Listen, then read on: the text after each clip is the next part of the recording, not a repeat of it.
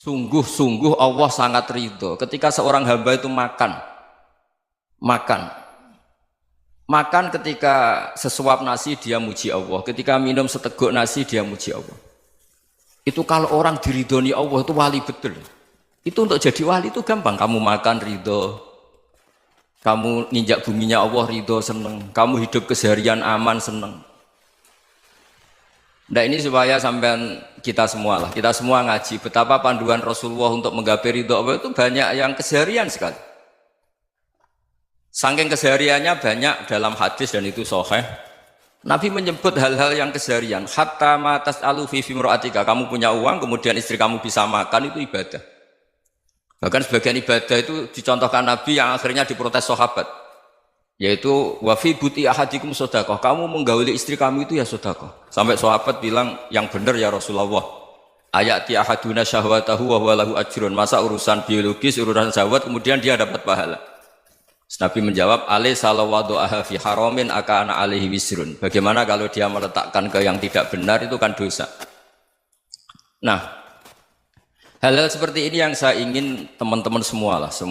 Saya juga agak ingin ngaji demi Anda juga agak ingin. Itu dosa sekali ngaji kok pesanan kelompok tertentu itu enggak boleh. Islam itu untuk semua. Jadi ya cuma karena di depan saya jenengan ya seakan-akan jenengan korbannya. Itu ada ilmunya dalam usul fikih itu. Jadi orang itu harus ngaji usul fikih. Nama yang disebut, mungkin Mas Sufyan masih ingat zaman ngaji usul fikih. Nama yang disebut itu tidak jaminan sebagai prioritas perintah. Jadi misalnya gini, kebetulan yang di depan Nabi itu Abu Dzar. Nabi ya bilang, ya Aba Dzarin ini uhibbuka misalnya, atau ya Mu'ad ini uhibbuka, atau ya Aba Hurairah ini uhibbuka misalnya. Banyaklah riwayat yang Nabi nyebut ya Aba Dzarin, ya Mu'ad, ya Aba Hurairah. Kemudian misalnya Nabi meneruskan khitab, ini uhibbuka, saya mencintai kamu, fakul dubur sholatin, atau sebagian riwayat disebut fala tada'an la dubura kulli sholatin, Allahumma inni ala dzikrika wa syukrika wa husni ibadatik. Saya mencintai kamu, siapa saja. Mu'ad bisa, Abu Dzar bisa siapa? Saya mencintai kamu, mohon kalau habis sholat kamu jangan lupa wiridan Allahumma a'inni ala dzikrika wa syukrika wa husni ibadatik. Ya Allah, tolong kami permudah supaya mudah ingat engkau. Anda tidak bisa mentang-mentang, wong nama saya Parmin, nama saya Purnomo, itu yang diperintahkan Mu'ad misalnya. Jadi yang disebut satu, tapi khitab itu untuk siapa saja. Saya teruskan. Jadi saya mohon semua kita melakukan kebaikan itu kalau dalam kaidah fikih disebut al yakin la yuzalu bisyak. Banyak kebaikan yang kebenarannya itu 100%. Tidak punya efek samping ke pihak lain, ke kelompok lain, ke komunitas lain. Yaitu tadi misalnya Anda makan dan itu murah sekali, hanya butuh satu piring. Setiap punyaan kamu muji Allah, setiap minum kamu muji Allah. Itu redaksinya Rasulullah SAW disebut Allah sangat ridho ketika seorang hamba makan, kemudian dia memuji Allah. Atau minum, kemudian dia muji Allah. Logikanya gampang, negara seperti ini yang kamu harapkan bentuknya kayak apa, mertua, ipar, komunitas, tetangga. Itu nyata terjadi, itu kan belum pasti. Sementara yang mesti terjadi adalah kamu butuh makan, kalau tidak mati. Butuh minum, kalau tidak mati. Butuh bumi yang nyaman ditempati, kalau tidak kita juga mati. Sebab itu Allah kalau menyebut nikmatnya itu hal-hal yang keseharian. Alladzi at'amahum min ju'. Allah itu siapa? Allah itu yang menciptakan kamu bisa makan. Tidak berlebihan. Allah itu yang menciptakan kondisi sosial itu ideal. Zaman Nabi itu ya ada orang munafik. Orang-orang pilihan Allah itu juga diuji orang sekelilingnya yang macam-macam. Semua diuji sesuai konteks zaman dan waktu.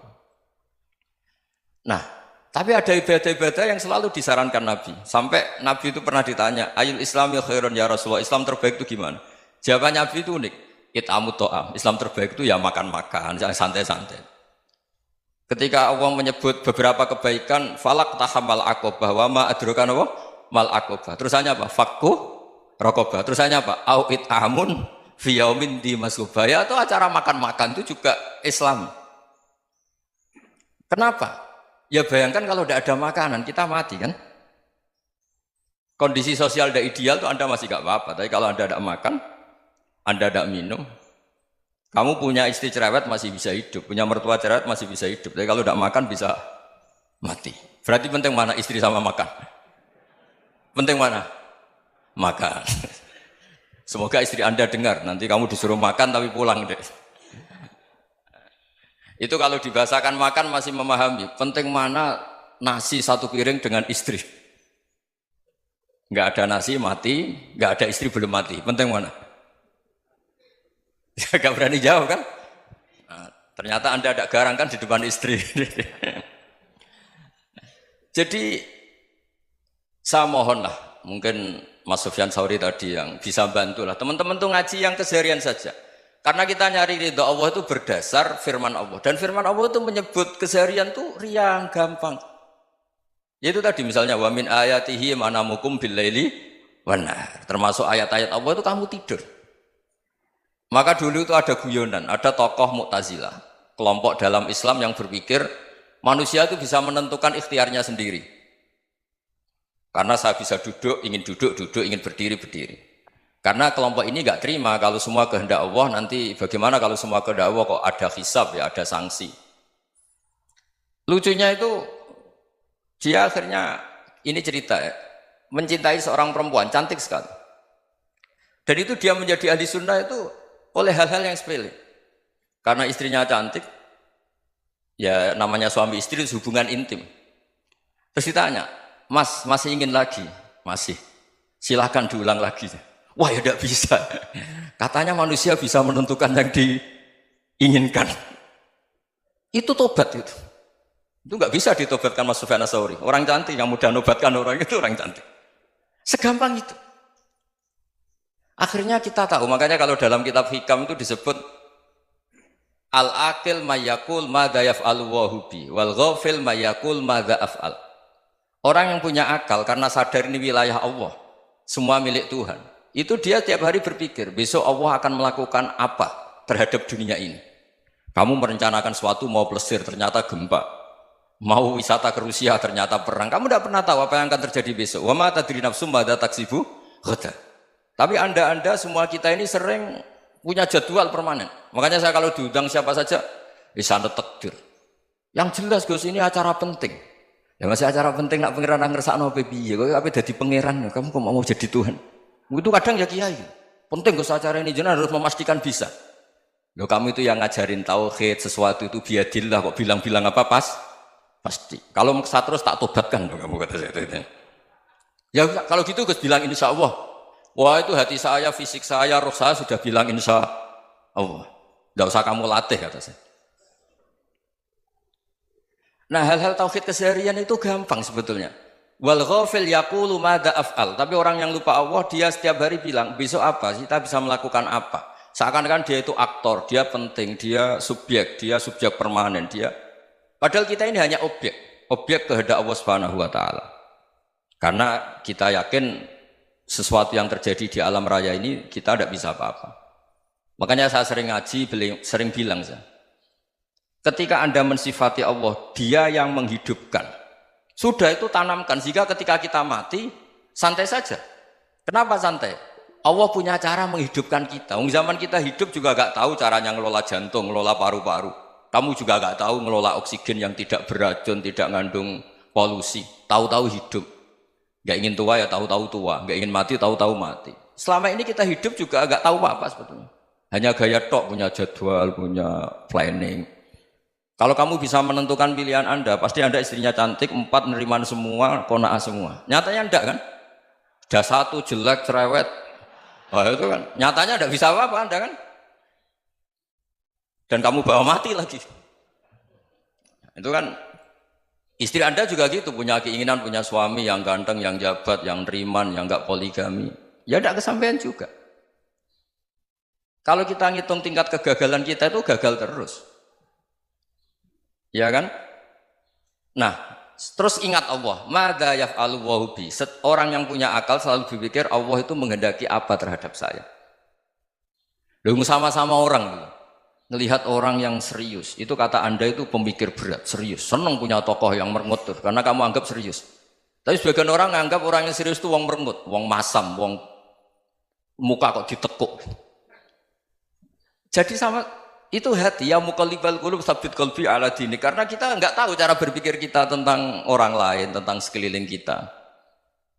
Misalnya kita orang baik yang jenis ngrumat fakir miskin. Ada orang bangun masjid mewah itu janggal. Apa artinya masjid mewah kalau banyak orang kelaparan? Tapi kalau yang jenis pendidikan apa artinya masjid mewah kalau tidak bisa ngaji? Nanti yang jenis infrastruktur apa artinya ini kalau semuanya punya sudut pandang yang berbeda-beda. Dan Islam mengapresiasi semua kebaikan. Tapi katakan semua kebaikan itu adalah kehendak Allah Subhanahu wa taala. Karena apapun baik Anda itu pakai fasilitas yang diberikan oleh Allah Subhanahu wa taala. Sehingga ini yang disebut qulillah tsumma darhum fi khawdihim yal'abun. Ya kembali tadi ke tema-tema bahwa keseharian Anda ini sudah Islami. Saat Anda tidak bisa melakukan apa saja. Saya sering ada jenazah, biasanya kalau tetangga meninggal saya sering disuruh ngelepas. Saya bilang orang ini baik karena sering ngelamun di rumah, sering nganggur di rumah. Ditanya sama anaknya, kenapa Gus nganggur baik? Ya kalau dia nganggur artinya juga agak berbuat sesuatu yang maksiat kan? Ya kan? Orang nganggur di rumahnya ya tidak bunuh orang, tidak maling, tidak korupsi, ya namanya nganggur di rumah. Lah cuma istri cara pandang nganggur gak menghasilkan uang gitu. Tapi juga gak menghasilkan kriminal kan? Jadi sebenarnya Islam itu makanya kalau sampai ngaji usul fikih itu ada kitab usul fikih namanya Lubul Usul, itu terkenal sekali di pesantren itu. Itu kalau ngapresiasi keseharian itu luar biasa. Izma min mubahin illa wa yatahaqqaqu bihi tarku haramimma. Karena keseharian yang mubah saat Anda lakukan itu ada kehebatan yang luar biasa, yaitu meninggalkan haram. Makanya dulu banyak orang-orang alim ketemu temannya itu guyon sampai semalaman. Itu biasanya yang semangat Islam itu kiai kok tidak tahajud, kiai kok tidak witir. Orang yang sedang mapan uangnya banyak, malam itu tidak kelayaban itu sudah luar biasa. Melawan nafsu supaya tidak maksiat itu sudah luar biasa. Supaya lupa guyon sama temannya semalaman sampai subuh. Gejolak-gejolokan mengenang zaman miskin, zaman kuliah nggak jelas, zaman apa. Melihatnya jangan tarkut tahajud. Seperti ini meninggalkan tahajud, tapi meninggalnya ini talkul muharramat. Jadi kayak apa hebatnya? Sehingga Imam Ghazali punya riwayat yang agak unik. Hatta takuna ibadatu akhiri hadil ummah iku an-naum. Sehingga suatu saat ibadah terbaik umat ini itu tidur. Itu kan riwayat kontroversi. Ketika Imam Ghazali ditanya, kenapa iya? Kenapa kamu mulai keluar dari rumah itu sudah banyak maksiat? Melihat perempuan yang enggak mahram, melihat fenomena. Tapi kalau kamu tidur itu enggak melihat apa-apa. Tapi juga kamu jangan menganggap tidur itu ibadah betul. Saatnya melakukan fardu ain malah masih tidur. Tapi itu sudut pandang yang menjadikan kita Islam itu gampang. Jadi saat Anda tidak bisa aktivitas apa-apa, misalnya ada beberapa orang yang lumpuh. Lumpuh itu memang nggak bisa Jumatan, nggak bisa ibadah, tapi dia juga nggak bisa maksiat. Tidur itu memang Anda saat itu tidak bisa tahajud, tidak bisa witir, tapi saat itu ada zina, ada maling, tidak gosipkan orang, tidak bully orang, tidak menanamkan kebencian, tidak hasud. Sehingga tidur menurut Allah Ta'ala wa min ayatihi manamukum billaili apa? Wan-nahar. Karena di tidur itu selain ada unsur istirahat, jaga kestamina, juga ada unsur meninggalkan beberapa keburukan. Nah saya mohon ibadah yang keseharian ini kita jaga. Supaya kita semua baca ayat itu fasih. Fasih itu tertanam di hati. Allah itu siapa? Alladzi at'amahum min ju'i wa amanahum min khauf. Dan Allah kalau cerita di Quran itu anna subabnal ma'a subba thumma syaqaqnal ardhan wa syaqqa fa ambatna fiha habba wa inaba wa qadba wa zaituna wa nakhla wa hadaika hulba. Kamu tahu saya ini siapa kata Allah? Saya ini adalah Tuhan yang menurunkan air. Kemudian ada tanaman banyak. Habba wa inaba wa qadba, ada zaitun, ada tin, kalau orang Jawa mungkin ada tela, ada padi, ada mangga, ada pisang. Sudah. Wa inaba wa zaituna wa nakhla wa hadaika hulba. Ada perkebunan yang lebat. Tujuannya apa? Mata Allahkum, silahkan kamu pakai, kamu nikmati. Tapi karena kadang kita ini punya ide-ide besar. Tadi untuk syukur saja nunggu punya istri riman, rumah baik, tetangga baik, komunitas baik, semuanya baik baru syukur. Lama-lama nanti ada di surga, syukurnya nunggu surga paling kelas A. Itu sudah ada yang menghuni Rasulullah, kamu nggak boleh di situ. Masa untuk syukur saja? Repotnya Masya Allah. Jadi mohonlah Quran yang kalau Anda hafalkan juz amma itu kan ada ayat-ayat yang kayak tadi. Ya, fal yang dzuril insanu ila ta'ami. Coba lihat. Apa yang kamu makan ya? Dari mana? Dan untuk mempertahankan hidup kamu keseharian. Jadi jangan kira ibadah itu harus membentuk komunitas yang versi Anda. Ibadah itu harus yang hal yang mulu-mulu. Kesehariannya Anda alami. Loh ini saya ada bikin-bikin.